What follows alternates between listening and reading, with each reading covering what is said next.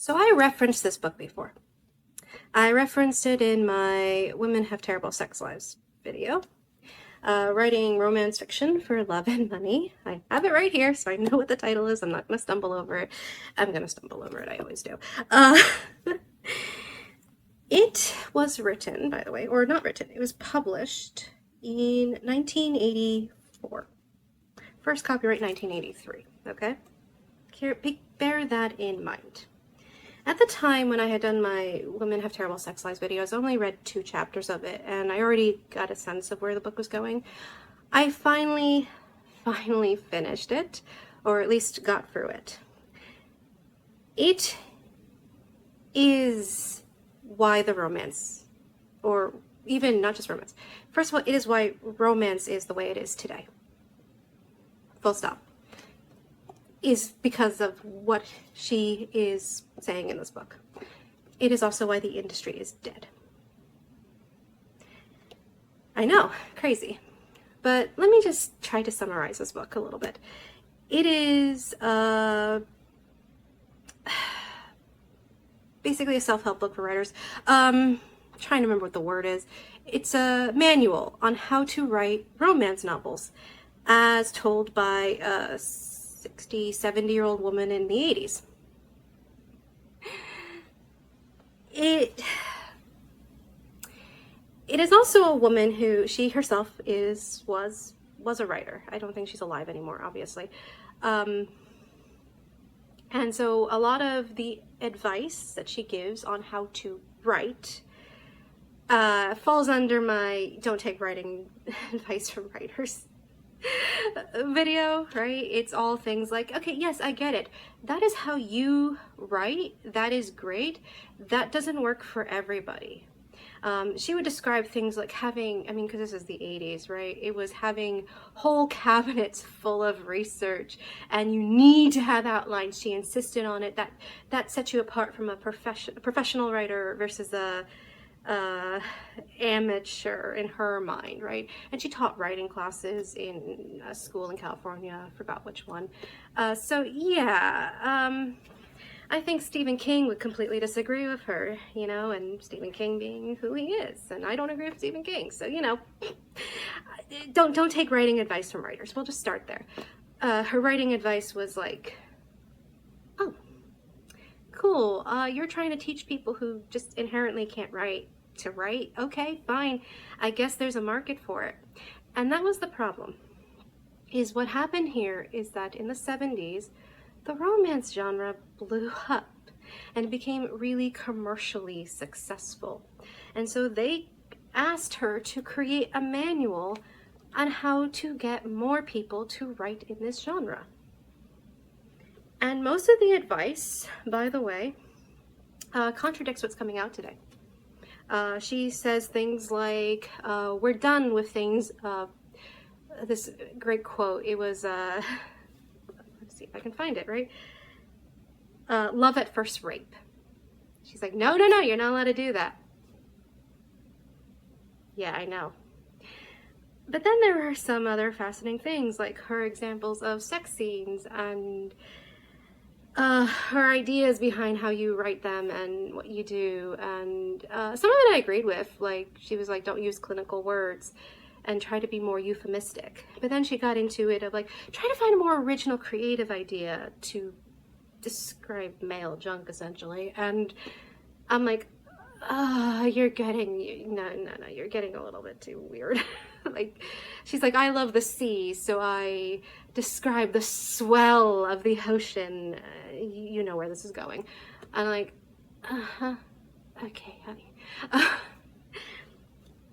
But yes, there was a lot of that. But there was also a lot of things like, again, she was very adamant about you need outlines, you need to be organized, and you need to have all these references and stuff. And by the way, I'm all for you need to do some research, okay? You can't just throw something at it. Like, maybe not your first draft. I've done this where I'm just throwing words on a page to see what happens. By the time you get to your second draft, like, check stuff, right? I'm all for that. But she was adamant about like research. I'm like, yeah, that does kill creativity sometimes. But there were other things, just her insistence of this is the structure of a romance story. Romance novel, from like sweet, lovely young adult stuff to full-on erotica. It all needs to have this. It has to have like male and female characters, obviously, because this is the 80s. But also the woman needed to be independent and in charge and control of her life, who just needed like love. And this, she allowed exceptions for like historical romances. You know, they could be slightly bodice rippery, but still not rape. And like, okay, you have no idea how this has devolved, have you? And there would be lines in there, things like, oh, I think historical romance novels are dead and they're going away and people are more into this more modern stuff. I'm like, okay. And then other things like quotes that she got from editors and stuff. Most notable was this one quote she got from an editor. No matter how tough things are, people with good stories will always get published. There's always a need for new writers. In a tight market, it may take you longer to find an editor who clicks with you, but persevere. Paige Cuddy, editorial director for Avon Books.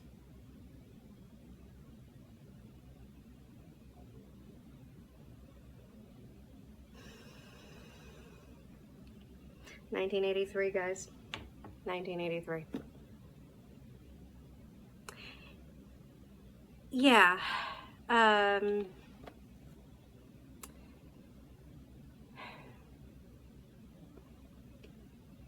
Obviously not. And I can tell you why. There were problems with what she was suggesting for these books. First of all, this is something me and my editor have discussed a lot, is that romance itself is not really a genre. There's no real story within romance. Romance is a spice. It can be the top of your genre list when you're writing, but you need to have more to it. You need to have a story. So one of the problems that she created, right, in her manual on how to write romance books, is that she put in, like, when they finally do consummate their relationship, you need to have a third act breakup. You need to suddenly break them apart, you know, after the climax, essentially, right? And you just kind of sit there and go, okay, so that they have post-nut clarity? Is that what you're saying? Because if they're having sex and then breaking up right afterwards, they're not getting back together, like not in real life, right? Like, we've all had that when reading these books too. It's the, okay, we got to the climax. I don't want to read the rest of the book. Because there's no story, there's nothing to it. It's all about getting two people to bang their junk together, essentially. And there's nothing to that. So a lot of the conflicts in romance novels are artificially made and come from within, and you kind of get the sense of like, just communicate, don't go through that door, don't be an idiot, just ask him what you saw, just ask her what was going on, just do something, right? Stop this. Yeah, I know. And then furthermore was something else that she said in the book, which was not just the, like, romance has no plot and you artificially are creating plots that don't actually work and make us all really annoyed, was she said she insisted that if you're working on another book, like if you're working on the Great American Novel, which, like, what happened to that, by the way, then just write a romance novel, sell it, you'll be fine. Yeah, no, you won't be fine. You get pigeonholed into being a romance novelist. You don't get to leave that box. You don't. You're stuck there. Especially if you get a trad publishing deal. No one wants to look at you. You're known as the romance novelist. And they're judging you accordingly, especially if you're following a manual on how to write, because that shows an inherent lack of creativity, doesn't it? No, this didn't work. But to get back to the, like, this is artificial, right? So first of all, you're taking good writers and turning them into crap writers by doing this, by insisting this is the formula, this is how you have to do it. But then there's also this formula doesn't work. These characters don't work. They're psychologically inconsistent with what we understand of human beings and romance. Then these plots don't work. Like I said, post-nut clarity? Anyone, right? I feel like that's really, really common with romance novels. Actually, a scientist did a study on this, because she said she would get like this dopamine rush leading up to the sex scene, and then she would crash. And so that led her to actually study dopamine and what was the effect that was happening, where she would just read the books really fast until get to the sex part and then drop it. Yeah, that actually happens a lot more with a lot of people who read romance novels today. And then, as I said in Women Have Terrible Sex Lives, I said in terms of like dissatisfaction, but it's also dissatisfaction with the books themselves. You are talking women who end up needing more from their stories. They end up dissatisfied with what's going on because there is no story. So when they get to sex scenes, it's like they have that crash out, and then they start to need more and more something to get them into it. And this does devolve. And so you saw this over the course of the 80s and 90s, where, you know, that whole like, oh, well, don't put rape. Well, make it a little quasi. Okay, maybe it's not actually, you know, you start to see things come in that were questionable. And people just needed bigger and bigger hits to enjoy these things. It wasn't enough to be like this formulaic crap. You needed like a huge rush. And then it's also notable what did actually blow up at the time, which was The Notebook, which doesn't really have sex in it, not the way these romance novels have. It's not erotic or anything, it's just implied sex. I mean, the movie, again, I think The Notebook owes more to the movie than anything else, and there is sex scenes in the movie, but you know, they're the softcore stuff. You don't see any tits or anything, or do you? I don't remember. But you don't see anything below the waist, right? Yeah. Point is, what women want, or what we really want from this, is we want romance. We do want romance. Romance is a spice of life. We like it. We love it. We don't want these manufactured romances. But they saw that this was selling, and this was really selling, because we like romance in our stories. The idea of like, okay, what if you just stripped away all the other stuff and you just did romance? Would that work? Yeah, it sold. But is that real literature? Or is that junk food? Is that pornos? Is that... And the more you consume of it, the more you start having to chase a higher and higher dopamine. And so you see that, and you see that really prevalently with something like 50 Shades of Grey, where I don't think people were reading that necessarily because they were into it. Obviously not. The fact that that died off as soon as the last movie came out, the fact that you see those copies in thrift stores everywhere, where everyone is kind of embarrassed that they read it at all, right? It wasn't that people read it to whatever. It's that people read it because they wanted to know what the hype was about, what was going on, and a little bit of like, it's a little scandalous, it's a little kinky, it's a little taboo, even more so than the other stuff. Like, we're just expecting sex in our books right now. Every literary book has to have a sex scene for some reason. And yeah, those are the ones that tend to be more clinical, which I hate. So it's not enough to just have sex, right? You're looking for something more.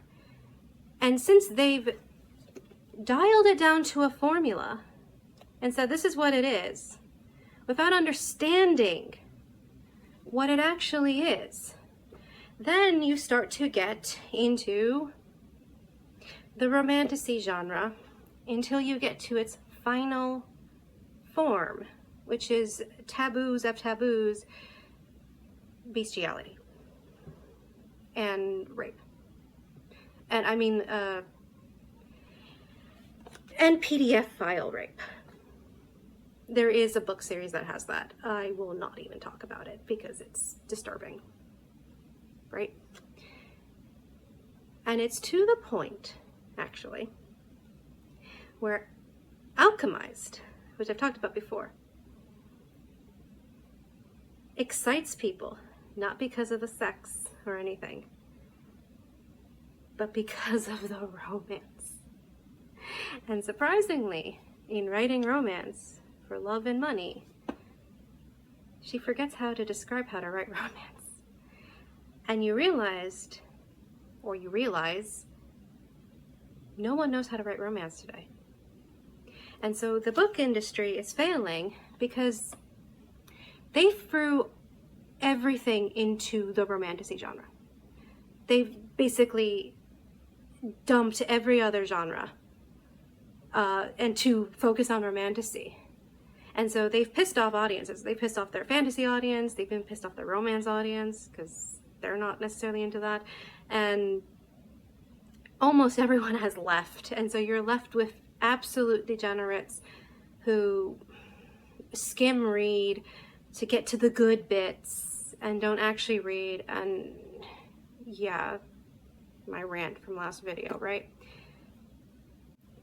And it's the exclusion of all else. I know they're publishing other things, but not really. They really are focused all in on romantasy. And it's not selling anymore because you have basically courted the addicts. Your audience right now is heroin addicts. Like, seriously, just book readers. But they're not even readers. They're not readers. I'm not calling them readers. That's why I call them scum of the earth, because they're not readers, okay? They're heroin addicts who need their next fix. That's who you're publishing for. You're only going to make so much money off of that. And I don't think they're actually making any money off of it anymore anyway. I don't know who's actually reading this. Actually reading it. Like, if you're getting your book recommendations from TikTok, I don't know what to tell you, right? The book industry is dead because when you tried to predict how to get this to work and how to keep the money rolling in, you missed the point.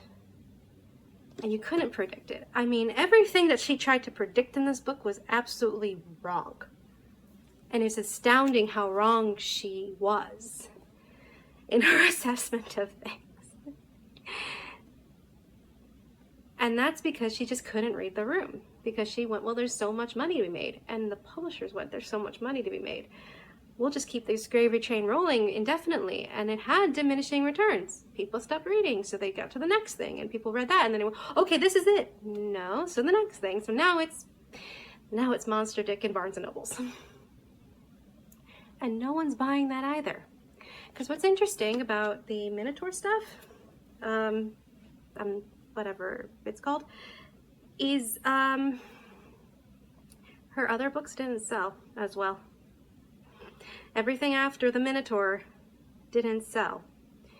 And I think the Minotaur sold because people want romance stories, but in their stories. It's not its own genre. It's a spice and it enlivens a book. And until they remember that's what they're supposed to be doing, is writing books and publishing books, this ain't going anywhere. This is dead in the water. And frankly, that's where we get to pick up the pieces if we really wanted to.